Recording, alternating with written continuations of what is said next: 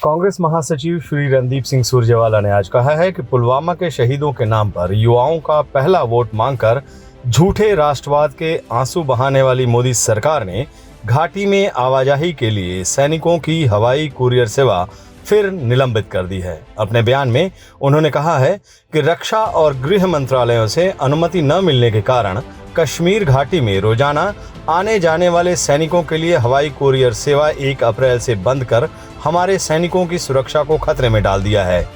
उन्होंने कहा है कि दुर्भाग्य है कि मोदी सरकार हाथ पर हाथ धरे बैठी है। उन्होंने मांग करते हुए कहा है कि सैनिकों की सुरक्षा को देखते हुए ये हवाई आवागमन की सेवा तत्काल बहाल करके सरकार सैनिक व अर्धसैनिक बलों की जान जोखिम में डालने के लिए देश से माफी मांगे। श्री सुरजेवाला ने कहा है कि हम देशवासियों को याद दिलाएंगे कि किस तरह यही कुरियर सेवा बंद होने के कारण 14 फरवरी 2019 को पुलवामा के आतंकी हमले में 44 सीआरपीएफ के जवान शहीद हो गए थे। यह हमला इसलिए संभव हो पाया था कि इस बेहद संवेदनशील इलाके से सीआरपीएफ के जवान बसों के जरिए ड्यूटी करने जा रहे थे। उन्हें मोदी सरकार ने ड्यूटी स्थल तक ले जाने के लिए हवाई सुविधा तब भी उपलब्ध नहीं कराई थी।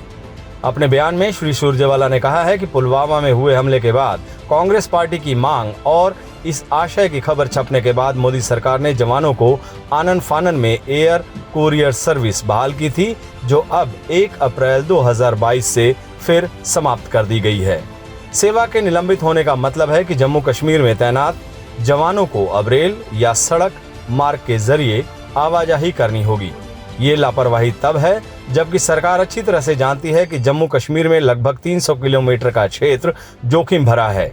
ऐसे क्षेत्रों में आईईडी, हैंड ग्रेनेड, ड्रोन, आत्मघाती हमले का अंदेशा हमेशा बना रहता है। अर्धसैनिक बलों की हवाई यात्रा बंद होने से अब दोबारा उसी तरह के काफिलों की शुरुआत हो सकती है, जिन काफिलों को आसानी से आतंकवादी निशाना बना सकते हैं। इससे खर्चा भी बढ़ेगा क्योंकि जवानों की सुरक्षा के मद्देनजर भारी संख्या में रोड ओपनिंग पार्टियां लगानी पड़ेगी। श्री सुरजेवाला ने कहा कि मैं सरकार को याद दिलाना चाहता हूं कि पुलवामा में हुए हमले से कुछ महीने पहले ऐसे ही जवानों की एयर कुरियर सेवा बंद की गई थी। कश्मीर में तैनात अर्धसैनिक बलों के आने जाने के लिए 1 जनवरी 2018 को दिल्ली श्रीनगर हवाई सेवा शुरू की गई, लेकिन वित्तीय कारणों से इसे सिर्फ 7 महीने चलाकर 31 जुलाई 2018 को बंद कर दिया गया, जिसके कारण फरवरी 2019 को हमला हो गया। इस हमले में बीजेपी ने 2019 में हुए आम चुनाव में पूरी निर्जलता से खूब भुनाया। उन्होंने कहा कि अब एक बार फिर से वही हो रहा है। केंद्रीय गृह मंत्रालय द्वारा अर्धसैनिक बलों के लिए एयर कुरियर सर्विस ऐसे वक्त में बंद की गई है जब घाटी के ऊंचे पहाड़ों पर बर्फ पिघलनी शुरू हो गई है। आतंकवादी हमलों का खतरा ऐसे में चरम पर होता है और घाटी में पिछले कुछ दिनों में कई आतंकी हमले भी हुए हैं।